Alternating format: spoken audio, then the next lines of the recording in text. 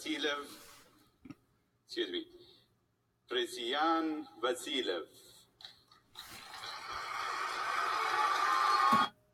Good morning, fellow Toastmasters, honored guests, and charismatic communicators. I'm A.C. Osberg. This is Charismatic Communication, where I help you communicate with yourself, others, and the world around you. Today, we're going to do a public speaking breakdown of the 2013 speech for the World Championship first place winner, Presian Vasilev, changed by a tire.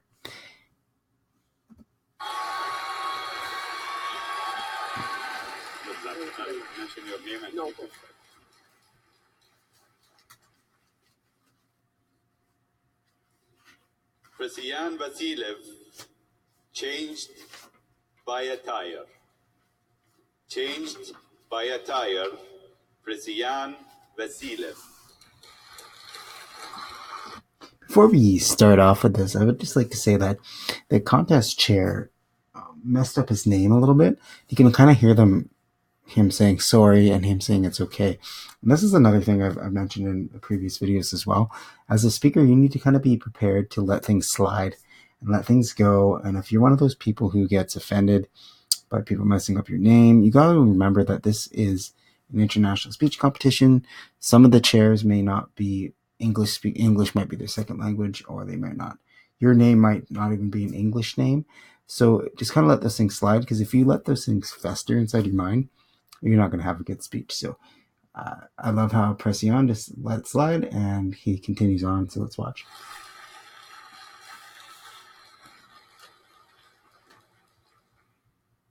The steering wheel jerked. I tried to keep the car in control.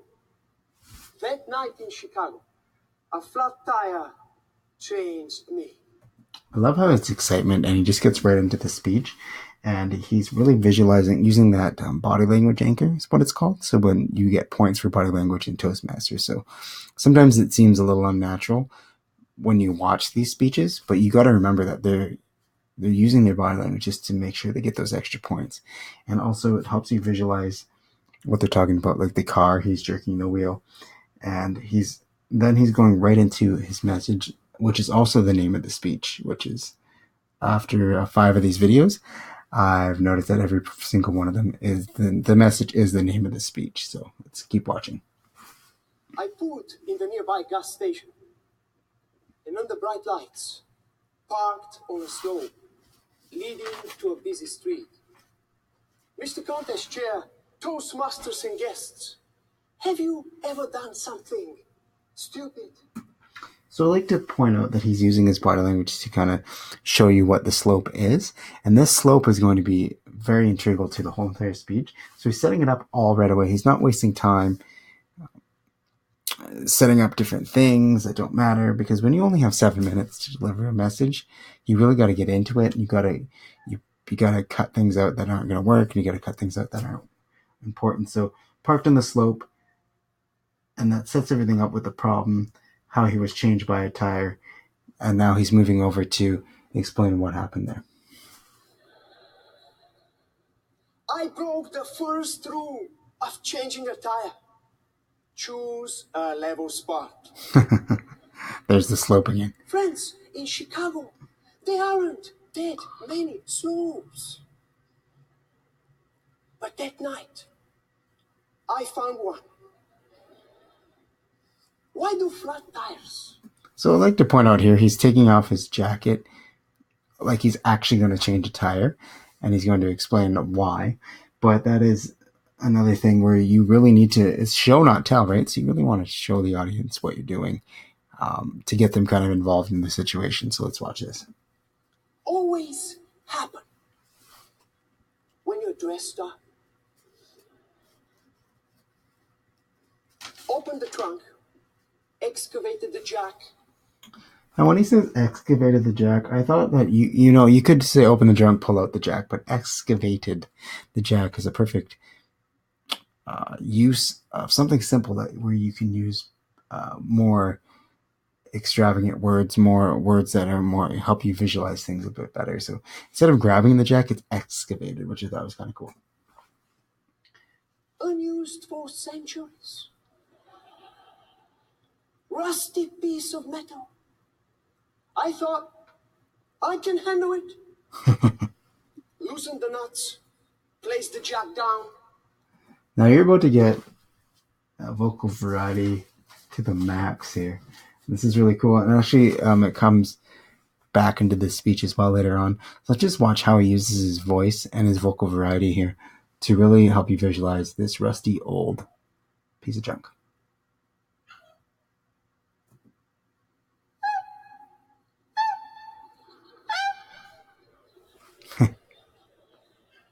Half hour to remove the tire.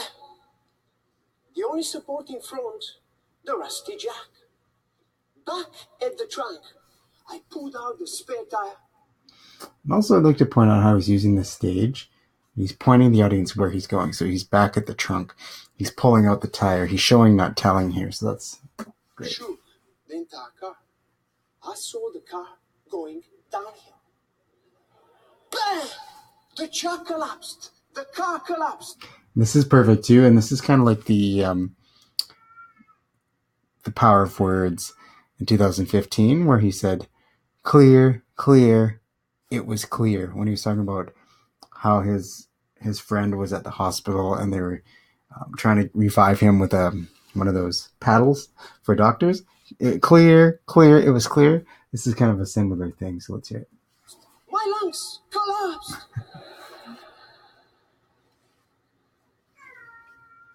An inner voice said, "You are an idiot." Then another voice, "Reach out." So the inner voice here is kind of his guide, telling him to reach out.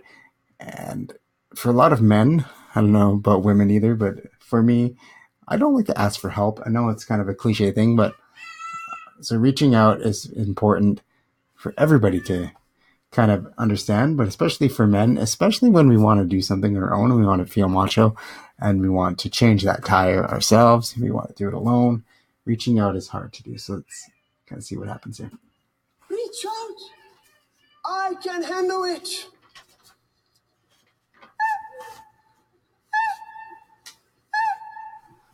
Lifted the car almost enough. Bang! I just wanted to point out that little squeaky noise is really helping you visualize that rusty old jack again, right? So use of your voice is very important if you want to help people visualize something inside of your speech. It doesn't even matter if you're a competitive speaker or if you're just speaking, having a presentation or whatever. The more you're able to use your voice to help the audience understand what you're talking about, the more engaging and fun your stories are going to be. If at first you don't succeed. There it is again. Almost enough. Bang! The car had moved to a steeper slope. I just want to point out this is too, they do this a lot in movies, is the conflict keeps escalating, right? So now it was one slope, now it's a steeper slope. So, and he's really going to show us how this affected him on that day. And it really helps you relate to the character. I grasped the gravity of the situation. I grasped the gravity of the situation. So it's a good way to bring a little bit of humor back into it and also use those words that are going to help the audience visualize what you're talking about. The people at the bus stop across the street were looking at me. I was giving a demonstration how not to change a tire. Then that voice again. So here comes that voice, reach out. But he doesn't want to reach out because he doesn't want to look stupid. He doesn't want to admit that he has a problem. So the people at the bus stop, he's not going to reach out to them because he still hasn't learned his lesson yet. So. Reach out. Reach out. Should I involve them? Of course not. That's not my car. I love how he walks across the stage here like that. That's not my car, and he slinks away, so that really shows how embarrassed he is. Stood a big man with a big smile. Badge read, Jesse. He said, Here's an introduction to Jesse, who was the guide, the real guide in the speech. And it's really kind of cool how he introduces him and how he puts him across here. my friend, was your car doing push-ups?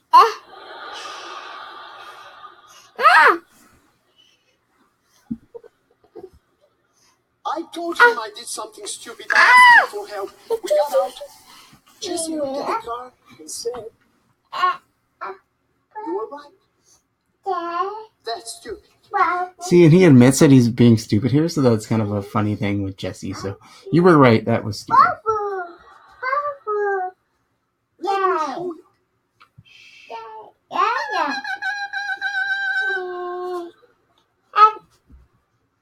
You never know who you're going to find when you reach out. You never know who you're going to find when you reach out. So this is going to be the end of the speech and the message that's coming up here. I found a DJ distinguished Jackmaster. Jesse helped me lift the car up. So I love how he brings this analogy back to the tire, the jack, and how it's helping him lift his life up. So let's watch. Rusty, foolish hand. Rusty, help me. Rusty foolish hand shakes Rusty. Rusty foolish hand shakes Rusty helpful hand. I love that. That night, I stopped to change the tire. Instead, the tire changed me. I used to believe that to reach out was weakness. I discovered my weakness was refusing to reach out. When you reach out, you attract ideas that lift you. I love this. When you reach out, you attract ideas that lift you up. So he's relating the whole of the speech is relating to the tire and how you're jacking the tire up. So I love this. When you reach out, you attract solutions that lift you up.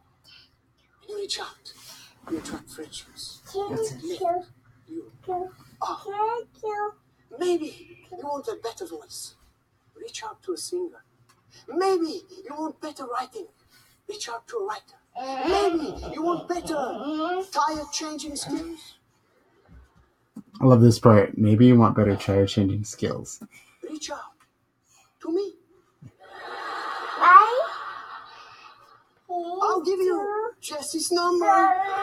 Here's the subtle use of a prop. And I've seen a few business cards pop out in the last couple speeches, so I just like to point that out, that he's using a business card as a subtle prop to add more points.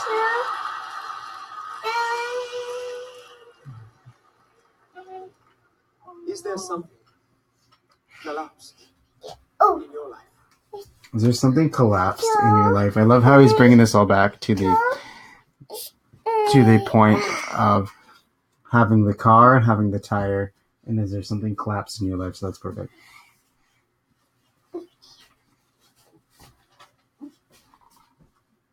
Your knowledge may be limited. Your skills may be rusty. But no doubt, you will be changed.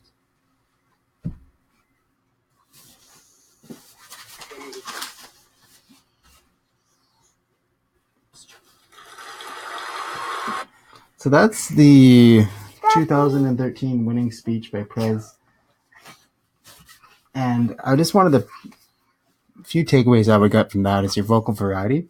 Now you can use your vocal variety to really help the audience visualize, like he used that rusty jack. He was using that squeaky noise, and you knew exactly what he's talking about. And also how he tied everything together. Sorry, that's my child back there.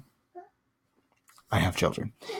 He tied everything together so that he would have a perfect analogy of the car lifting your life up, jacking up, and reaching out when you feel stupid. Even though you feel stupid, it's braver to reach out than it is to do things by yourself and alone.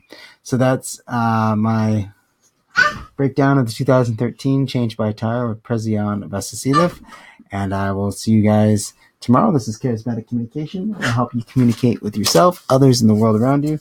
And I really, if you're a competitive speaker, I really encourage you to kind of take a look at these speeches yourself and see what else you can find that will help you win the World Championship. I'll see you guys on the stage. Have a meaningful day.